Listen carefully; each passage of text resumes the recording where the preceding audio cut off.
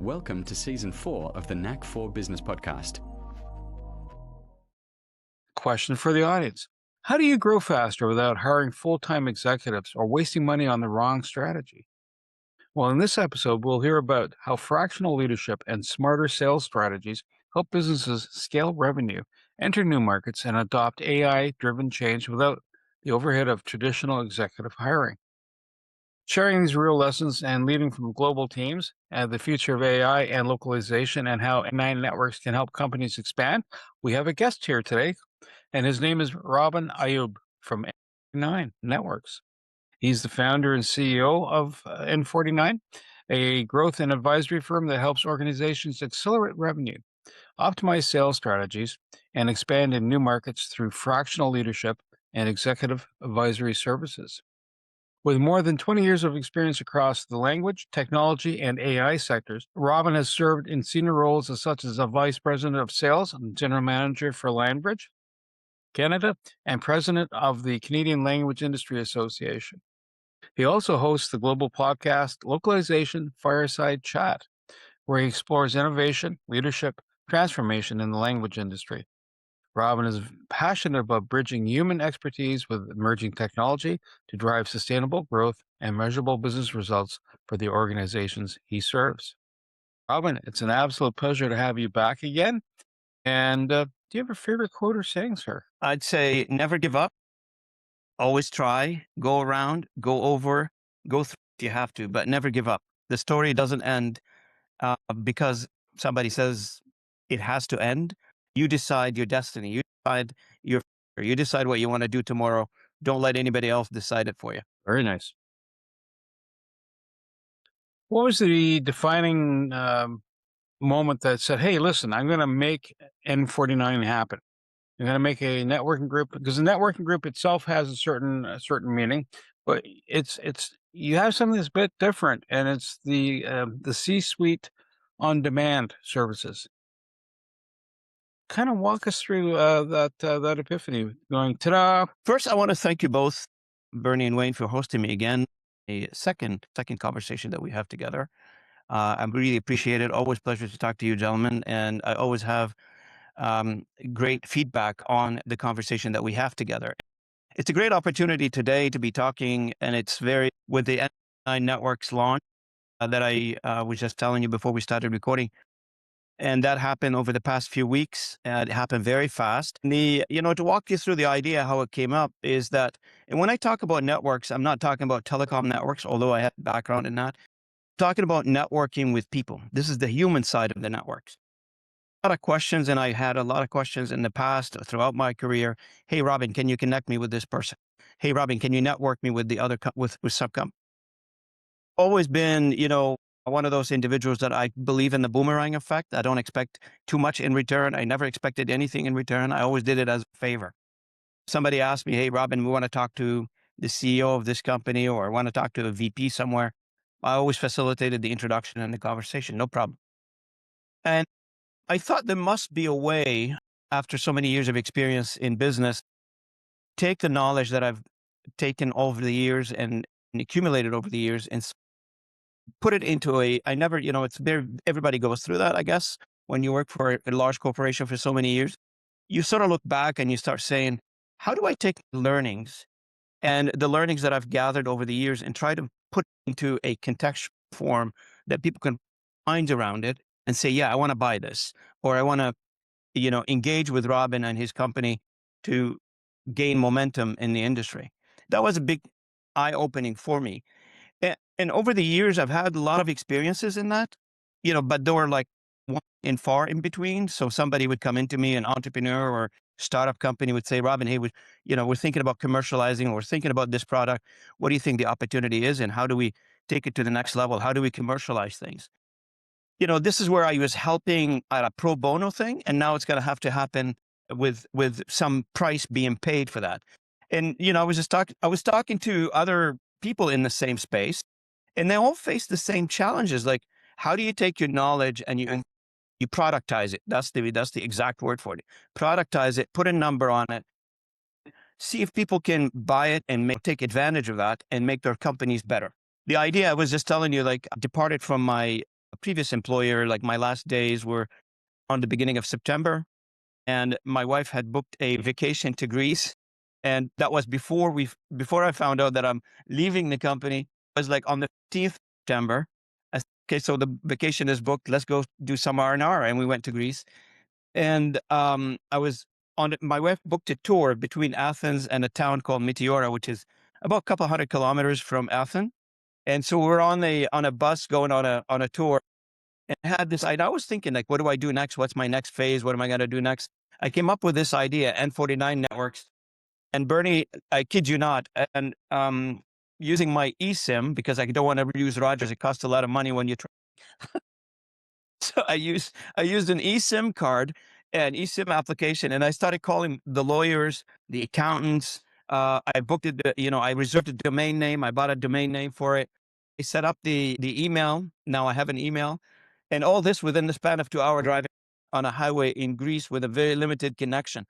So I think now the idea is crystallizing in my head a lot better. We already have contracts.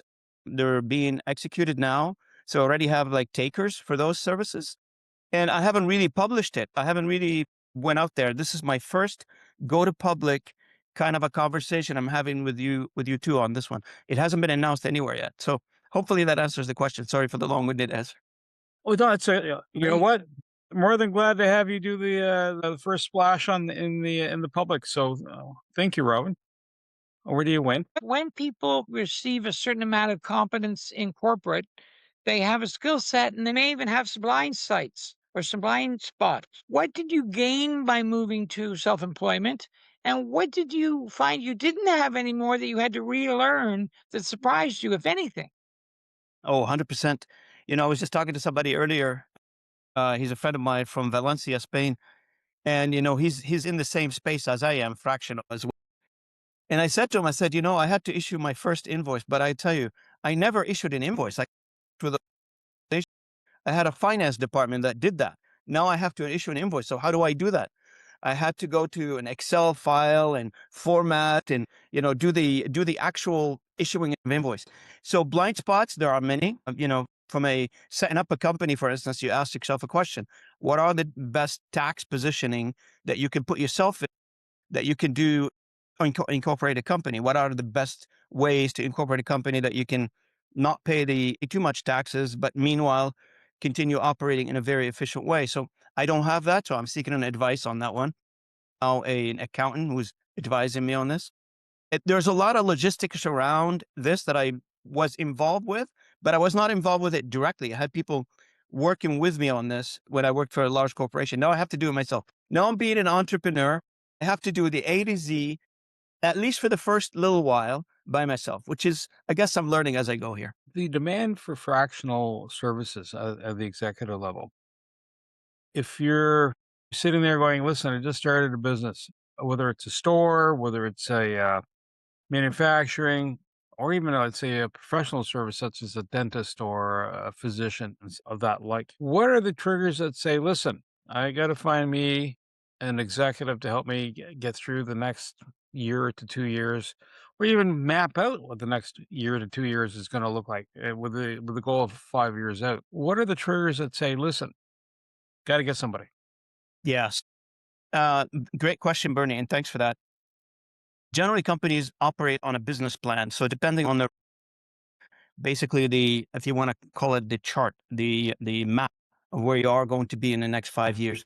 So everybody work on a business plan, and continuously they update the business plan. So let's assume a business plan requires you in 5 years to double the size of your business. Many business plans have different targets.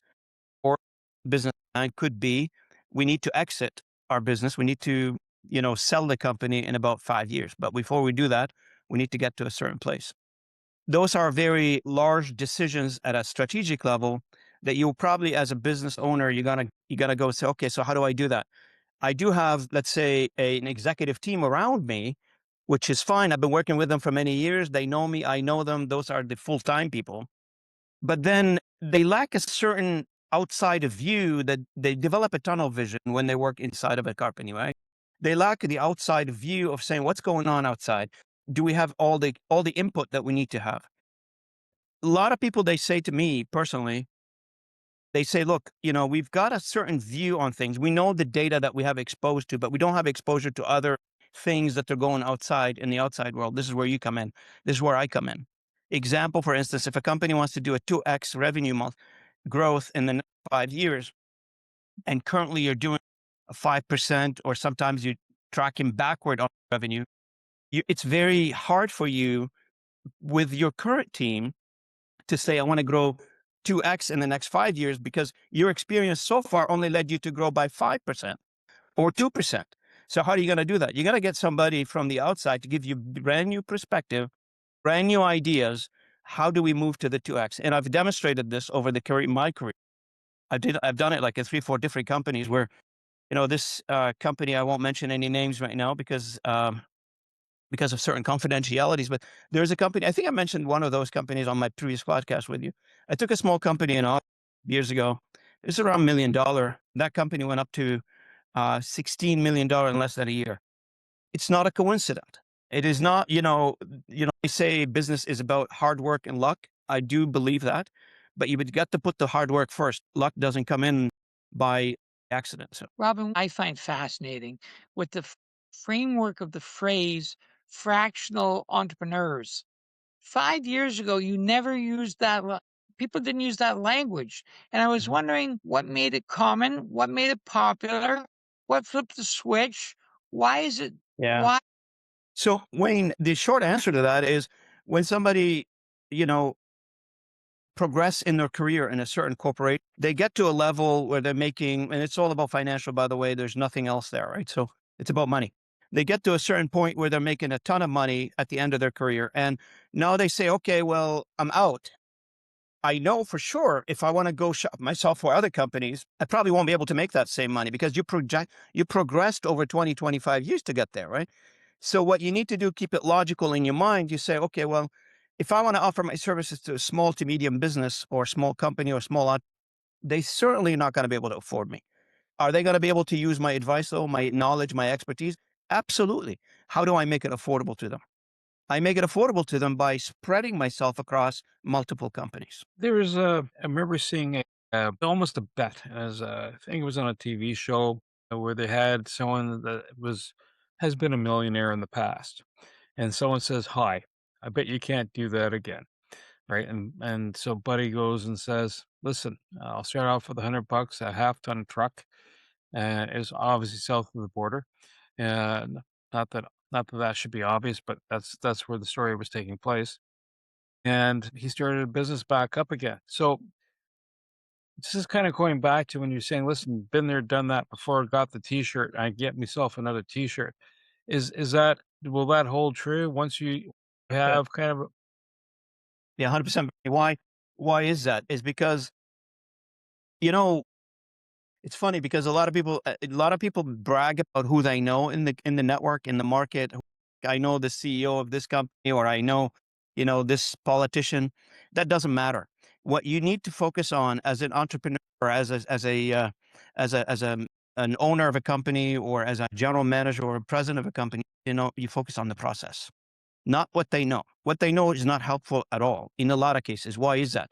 The product is different, the service is different, may not be as much close relationship as you might thought it would be. If somebody says to me, I know the CEO of Amazon. Okay, you do.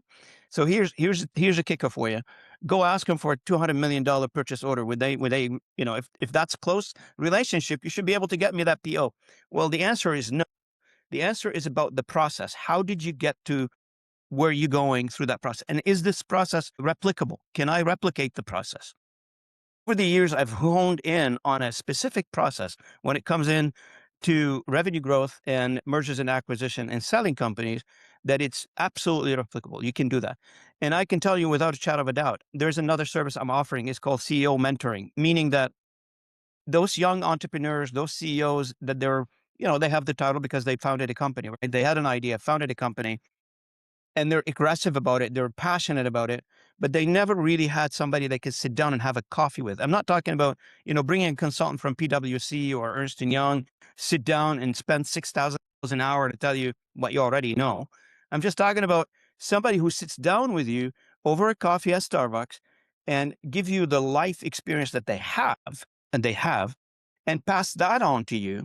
And through the back and forth in that dialogue, and I've demonstrated already with 3-4 different companies, young entrepreneurs from this region here, companies that were like $500,000 and today they're $20 million. So that coaching enables people to feel confident, A, B, to execute something that somebody else did. And the third one is to give them ideas that they never probably had access to before. And over coffee. You had a process of selling when you were corporate. Now you're a entrepreneur and you have a process. What stayed the same and what did you have to streamline and how did you do it? So thanks, Wayne. Appreciate that question because it's always been on my mind because although I worked for a corporation for 22, 23 years, I tell you, I operated as an entrepreneur. And why is that? Because the Canadian operation for any company that it's global, et cetera, no matter who they are, the company I used to work for, Linebridge or any other company, once you have a Canadian satellite office or Canadian operation, you're operating pretty much independent. And you know the market, you know the customer, you know the employees, and you have to sort of pull a rabbit out of a hat many times. And the reason you would do that is because when you're inside of a large corporation, like take an example, I don't know, Lockheed Martin or any other companies.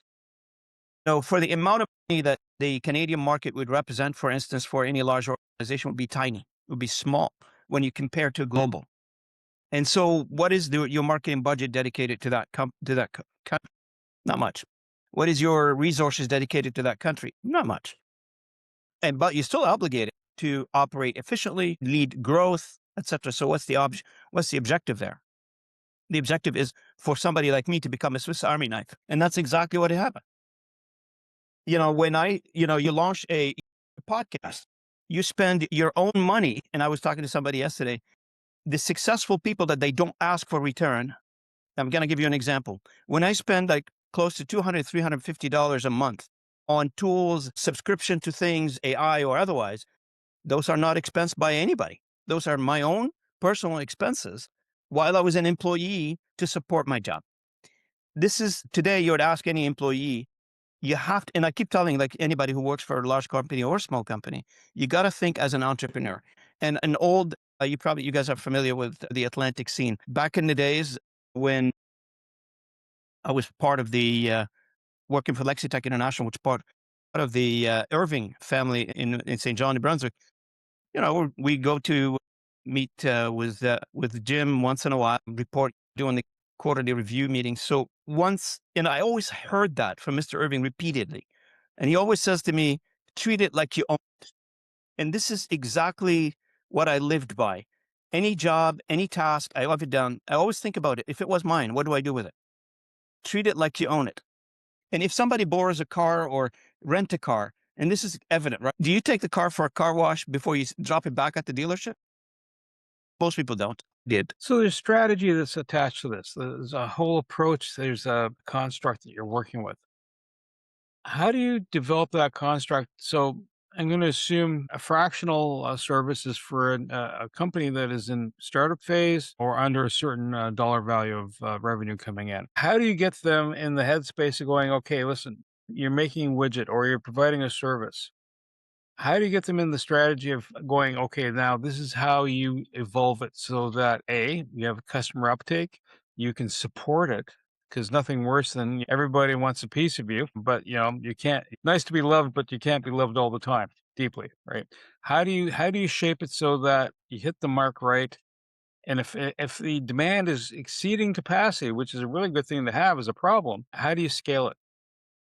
So the two, from an individual perspective, because I'm, like from a fractional perspective, the product is only me, right? So to answer the question is there's only me, and you take the number of hours that you want to work. That's what fractional people do. They take the number source that. So that's pretty easy math. How much do you want to work? You just select if you're lucky to have customers in that space that they want to do business with you, you just select and map it out to the amount of work you want to work with. Scale is coming, and this is my first foray into this. And I'm going to have a network of consultants working with and specialized in certain areas. So one of the areas that we are going to, and they're spread around the world, by the way, and I'm very well connected with them. So if I have extra work that I can't accommodate, so I'm going to bring somebody else in to help me out. And those are people that I've known for many years. I trust them. They're expert at what they do. They're vetted by me personally. So I know exactly what they're capable of. And so that I don't have an issue with in terms of scaling. More customer, the better. And if nothing else, the scaling though, that would probably, the scaling, there's two things to it. Like, the scaling on my side, but then there's the scaling on the customer side. If we're working with a customer revenue growth agenda, they need to be able to scale.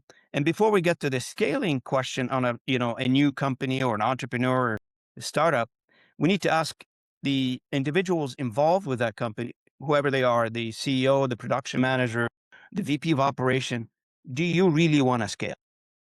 Do you have your heart set on scaling, on growing? And a lot of CEOs and block presidents, this is hard fact, and I've had these conversations many times. Of course, grow. Who doesn't want money? You go to anybody, say, hey, do you want more revenue? They'll be stupid to tell you no. Everybody wants more revenue. But are you willing to do what needs to be done to grow? Are you willing to change, for instance, your brand? Are you willing to change your services? Are you willing to add more products? Are you willing to explore other markets? Those are ideas that are there right now, but a lot of people develop what they call a comfort zone. So they are comfortable where they are. And once you challenge that and you move them to the next phase, they got to go through some soul searching. I've had a conversation one time with a company, I can't remember, Pittsburgh, I think it was. This guy was telling me, we want to grow, Robin, want to grow. I said, okay, well, you want to grow. You're the owner. I would love to talk to your operator and see if they want to grow. So he sets up a conference call. And we go on the conference call, the three of us, and the operation manager was putting so much roadblock. I thought growth is like climbing the Himalayas with this guy. He's not going to be able to grow because you've got the wrong person in the production side whose job, in his mind, is putting sticks in the wheel, not to advance the growth agenda. That hurts. That would hurt. That would hurt. So everybody needs to be on the same level, if you will, in terms of growth on the customer side and on my side as well. But on my side, I'm not worried about it. I've got support in various countries. I've got supports from different capacities, bring to bear any skills we want to keep the customer moving forward. So just a quick question. If a startup company, starts up here in Canada, and all of a sudden they say, listen, I want to go to Greece because I just vacationed there and want to open an office there. Do you help them also then international presence? 100%. I just, and funny you say that, I'm hosting a business networking dinner on the 23rd in Toronto, and you guys can check it out. It's on my LinkedIn. I'll send you the link for it as well. And the entire conversation, the entire business dinner is about expanding into Europe. It's a very timely discussion because most of our corporations are used to expand into the US. And with the economic realignment that we're having right now in the country, we're pushing to Europe. I do have I have experts coming from Ireland. I have experts coming from Belgium. And I've got several companies that are coming to Canada with that objective and helping companies move to other countries, not necessarily Europe, but any other country they want to move to. And that, what do we mean help them? Help them, like similar to what you would see in Canada, right? But how would a Canadian company know if there is a government support program, let's say in Ireland, to give them grants to open an office in Dublin? Maybe some people do, maybe some people don't. But it's good to have people on the ground in those countries to support you. The second thing you wouldn't probably want to worry about is, can I find qualified staff in that region? And the answer is, if you want to do it on your own, feel free to do it on your own. It's going to be very costly. I'm just giving you heads up on that one. If you want to use an expert, you do it in a shorter time and much better. And one of my first clients that has signed up with the N49 Network, and that was signed yesterday, is a company out of Dublin. It's called International Achievers Group. And that is their job, is doing that, is moving and helping people expand beyond their borders in a variety of capacity: people, process, location, government grants, etc. So this conference or this dinner that we're hosting on the 23rd is for that sole purpose. Robert, when I saw the pandemic and how people were sent home with their laptop and their cell phone, I predicted something that I thought was absolute genius, and it never happened or hasn't happened much, where I thought people would become entrepreneurs, where they would provide some fractional use in the company they were already in as a consultant, a sales consultant, and what was their employer becomes their client. And so they did much the same job, but they owned their soul, they owned their business card, their tax situation improved, but that didn't happen the way I thought it might have. And I wonder why. What's your take on that? So, two things, Wayne, is people love the safety net of a corporate job. That's the bottom line, right? When you get a job, everybody in the family prays for you to get that job. Everybody wants to get that job. You get the title, you work for the business card, which got the nice logo on it. Fine, that's good. But one of the things is that we're living in right now is that AI is changing the world, and not just in the localization industry. Any service job in the knowledge-based industry is being impacted by AI. And you can either wait for the change to happen and get pushed out, or you can take an initiative and do it on your own. And do it on, meaning think entrepreneur. Like anything, I've got, relatives who are graduating from, nieces, nephews, graduating from university. First advice is, do I get a job? I said, before you think about getting a job, figure out if you can start a company. Figure out if you can do something on your own, because a service-oriented job may be good for a few years, but that's not going to be around for much longer. And these individuals, these people, these kids are graduating from college now thinking, oh, I'm going to get a job, whatever, pick something, a marketing designer of some sort. But most of these jobs are going to be gone to AI in the next few years. The world is not static anymore. It's evolving at a faster and rapid rate. You touched on the magic words, AI, or a word, if an acronym could be a word. So how do you leverage AI in this space? It's one thing from your previous work when you're doing audio files and such, but how do you leverage AI for a business? I can see where it come in handy, like, subroutine, like, financial transactions, monitoring quality of service and so forth. But how do you bring that together? And someone says, "Oh, I just started something," but there's some loose wheels on the truck here. How do you tighten those wheels up? Yeah. So one of the services I'm offering under the N49 Networks is AI deployment advisory. And what I mean by that is a lot of people, like, as you mentioned, Bernie, people go into ChatGPT, like the rudimentary way of using these tools is like a 5-year-old, his father gave him the keys and says, take the car out of the driveway and go mess up the field. That's how it's being used now. We need to put a lot of guardrails around it. And this is where we come in terms of deploying AI in an ethical, rational way that evolves with the business. But where is it being used? How much human is it being injected into the process? And where do we inject a human in the process? This is very loose at this point. And a lot of people say, I can't name any names, unfortunately, in public domain, but I tell you, I've had conversation with people says, Robin, I need to develop an AI application. I ask why, and what does it do? I said, I don't know. I said, so why are you having the conversation with me?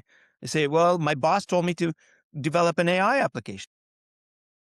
So the fact that a position right now, everybody is racing to have AI application in their space.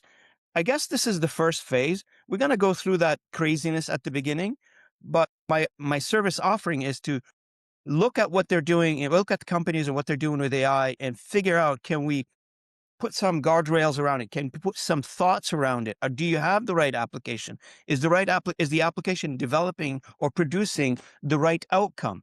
When that happens, we now have an authentic way of deploying AI, keeping in mind the human aspect of it. I keep saying AI and human will always work together at some point, because technology is evolving, etc. Maybe down the road in certain functions you probably don't need a human, but for the foreseeable future, AI and human will coexist in a variety of capacities. But we have to evolve as human because technology is evolving. Technology is speeding up its knowledge, and we have to speed up our knowledge on how to use these technologies. 100%. If you're using AI natively, just the way it came out of the box, you've got some issues, you need to call me for that. You mentioned a couple big consulting firms, all those impressive sounding letters. If you're not a manufacturer and you're not a retailer, some would say, well, maybe you're a consultant. But what makes you different than the consultant? So the entrepreneur such as myself in the space of fractional and consulting business is ease of access, right? And meaning that you're not going to be able to call any of the top big five firms in that space on a Friday afternoon and get them on the phone to solve a problem for you. You would call me because you have a problem to troubleshoot, and I'm your troubleshooter. So whatever the business problem is, you want to have a question on a Friday, Saturday, Sunday, fine, let's have a conversation. With the large organizations, you have, the process is there. Everybody can look it up. It's a bureaucratic process, many red tapes to it. Call me, I'll evaluate you, will send you a quote. By the time all is said and done, a month later, you still haven't had a meaningful conversation to solve a problem. So talking to the guy with the clipboard, I would call him to figure out what your problem is. When you're looking at businesses, is there a certain philosophy that drives it? There's some people that follow Dalio, Ray Dalio, from what I understand. There's certain people that have an approach. It's almost like, the Zen approach of business, whatever name you want to apply to it. Is there one that you follow that provides a guiding principle, a rule of thumb for most activity, regardless what you're looking at? The only rule of thumb for me is one thing: is deal ethically and work with faith with individuals. Don't over promise and under deliver at all. It's the opposite. It's gonna come in, always gotta put more effort in what you told them you were going to do, right? And it has to show. It cannot be, you know, reiterating like what they already know. You need to put some effort into what you're telling them, what you're providing to them, and deliver actual results. I hate it, and I've used these consultants before in my previous position, previous jobs. And I tell you, like when somebody comes in to tell me exactly what I know already without adding anything to my business, and I'm wondering, like, why did I pay all that money? I could have done that internally. How many times? I mean, you guys know a little bit about that. You bring a consultant in, they say how much. You ask them how much you want. $100,000. Okay, they produce a report at the end of the day, and that $100,000 report, one of the other employees in your firm, which already being paid salary, could have done the same job. I get the outside opinion, but at the same time, business is measured by two things: revenue and profitability. And if I'm not impacting revenue or profitability, then I don't have a place. That's a very good, yeah. You don't hire a consultant to tell you what time it is. You just look at your own watch, right on your wrist. 100%. I talked to many networking companies, and I've talked to some consulting companies, and I've talked to some accounting companies, and I talked to some C-suite companies. But you adding networking and management in one package seems quite different, and I was wondering if you could unpack that for me. So the reason, I use networking and management at the same time is because there's a lot of connection. It's about a human aspect, right? So there's a lot of connection between who do you know, what is your network, can they help me, can they impact whatever I'm trying to do? And at the same time, you need to have the know-how, which part is the management part, to bring it together. At the end of the day, the idea of connecting people that impact small entrepreneurs and businesses, this is where I come in. And plus, put on top of the management aspect of this, how do you drive this to the next level? It cannot be just about theory. Theory is fine, and you can theorize till the sun comes up, but you need to put it in practice. And the only way you can put it in practice is by demonstrating, by actualizing the theory that we just talked about. And how do I actualize that? So if I'm saying to somebody, you need to take your product to Spain, example, you need to open a new market in Madrid. He's going to say, well, I don't know Madrid. Say, okay, well, let me connect you with a couple of people. We'll get that set up for you. That's very different than just saying a theory, say, oh, you got to go to Spain. but then I'm going to leave the rest to you to figure, well, that doesn't work. So are you also managing the surprises on the way? And if you think of geopolitics, you don't even think south of the border, just anywhere in the globe, right? Things are happening. Whether it's the Far East, because every once in a while everybody gets their hackles up at that end too. Are you handling those disruptive storms? I call them storms because they're not usually permanent, right? They'll happen and going, oh my gosh, I ordered some product from country X, and it's like, yeah, they're doing an embargo, or they just jacked the tariff, whatever the story is. Are you helping them navigate the monsters that haven't shown up yet, but they're kind of lurking? Yeah, I've dealt with this in my career in the past, and you're absolutely correct. And you gotta keep in mind, as we go global, and everybody nowadays develop product and services not for the local community, and they start with the local community, but they always have that, I want to go global to expand and to grow in the meantime. So that has to be fundamental. There's not just product being transferred between borders and the complexity of the supply chain that really impact how you're going to do this.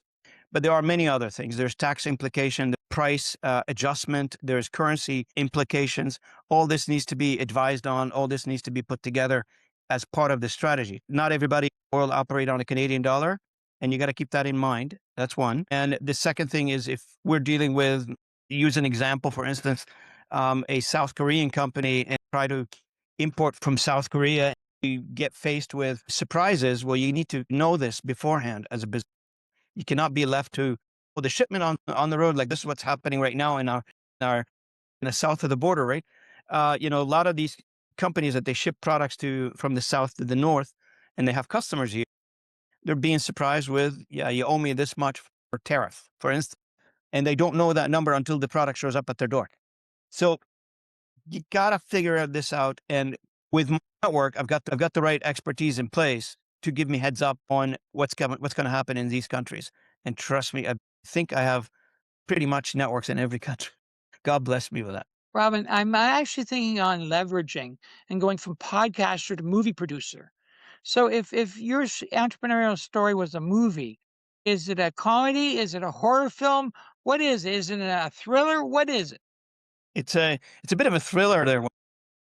I don't know if I told you in the first time when we met. Actually, I told you my story. I'm not sure if you guys remember. I'm a product of a civil war. I just repeat it here briefly for the audience. I'm a product. A young kid grew up in a civil war in Beirut, and I landed immigrant in Canada, like legally immigrant. I did not, I waited for the papers. I waited for the visa to come in, all that stuff in Cyprus. I was living in Cyprus at the time, and I landed in Canada in my early 20s with a $50 in my pocket. And I lived in a basement of a church for the first few months until I got my job. My first job was the next day I arrived. Somebody needed laborer, and I ended up being a laborer in Fredericton, New Brunswick. This is how I started. This is where I am right now. And everything that happened in between, every single one item of the journey to get here, it's an exciting one. So where do you think N49 is going to end up? Like, you thinking it's going to be like a franchise operation, or are you just going to scale and become the next PW, or It's gonna grow, and it's gonna go places. Right now, my biggest objective for the next few weeks is to get this off the ground. Almost there. Trying to get it off the ground, but there's got to be a network where other people can participate in it, get something out of it. Because let's say a fractional individual who's not able to find customers, they'll probably be able to find customers through the network and be able to offer these services to the customers as well. So I think it's going to be not franchising opportunity, but participating opportunities. So if you're a fractional person that you would like to work, you probably want to participate in N49 Networks to afford you the opportunity of finding customers, etc.